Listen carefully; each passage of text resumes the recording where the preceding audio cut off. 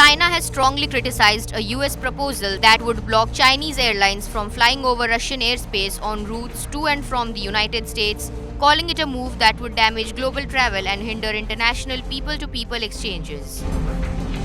A spokesperson for China's Ministry of Foreign Affairs urged the US to reconsider, stating that such a ban would disrupt international connectivity.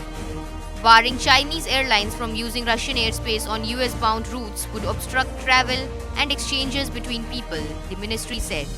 They also called on the Trump administration to examine its own policies, noting their negative impact on American businesses and global relations. Rather than punishing passengers and other nations, the US should reflect on the consequences of its own actions, the ministry added.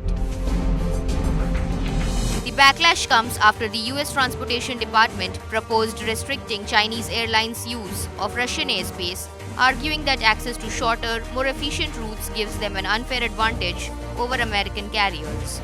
Due to Russia's airspace ban following its 2022 invasion of Ukraine, US airlines must take longer and costlier routes, while Chinese carriers still benefit from flying over Russia.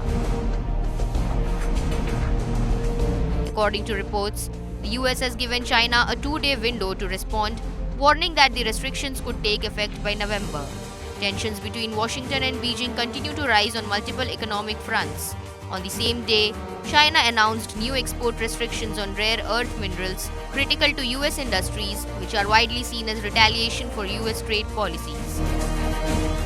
Escalating matters further, President Donald Trump announced a 100% tariff on all Chinese goods starting November 1, 2025, along with new export controls on critical software.